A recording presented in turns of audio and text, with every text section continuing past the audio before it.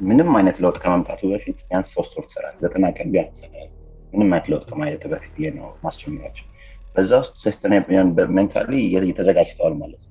አንተ ገብተህ 2 ቀን 2 ሳምንት 3 ሳምንት ታግለ ምንም ነገር ያሳተፈ 3ኛው ሳምንት ላይ ሞቲቬሽን መውረድ ይጀምራል።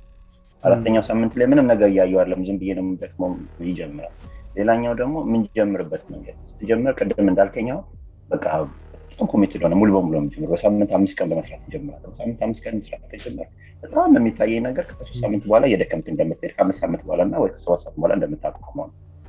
ይሄ ክሊር ነው በአብዛኛዎቹ ሰዎች የሚያደርጉት። ያው እንትን ስለማናደርገው ነው እንጂ ግን በሳምንት 2-3 ይጀምራል። ከዛ በኋላ ግን ያለ ምንም ማቋረጥ 3 ወር ድረስ ከሰራህ በኋላ ለውጥ ማየት ትጀምራለህ እላለሁ። ደግሞ ትክክል ነው። ከ3 ወር በኋላ የሆነ ነገር ማየት ትጀምራለህ በትክክል ከተከታተልከው ፕሮግራምህን ማለት ነው። ያ ለውጥ ግን አንዴ መምጣት ሲጀምር ከዛ በኋላ ለውጡ በጣም እየፈጠነ ነው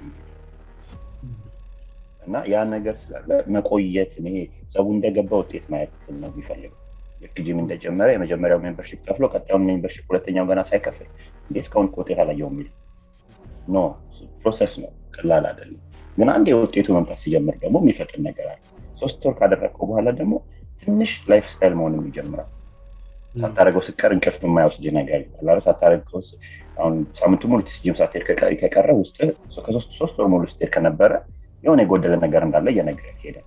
ከዛ 5 ወር ስታደርገው 6 ወር ስታደርገው ደግሞ ሳታደርገው ማደር እንደማትችል እየሆነ ይሄዳል ማለት ነው። ሳምንት ልታልፍ አትችልም ጂም ሳትሄድ። ለምን ይናፍቅሃል፣ ፊዚካሊ ድክምክም ያለ ይመስልሃል ምናምን። እንደዚህ አይነት ሜንታል ውስጥ መግባት የምትችለው በተከታታይ መስራት ስትችል ነው። በተከታታይ እንድትሰራው ደግሞ መክበድ የለበትም የምለው መሰለህ። ስትጀምር በቃ ኦል ኢን መሄድ የለበትም። ቶሎ ያደክማል፣ ቶሎ እንድትሰለች ያደርጋል። ረጅም ጊዜ እንደዛ ነው ቆይታ ትችላለህ። እንትንን ኤክሰርሳይዝ ላይፍ ስታይል ማድረግ ጥሩ ነው። ከዚህ በኋላ ጀምሬያለሁ፣ ገብቼበታለሁ።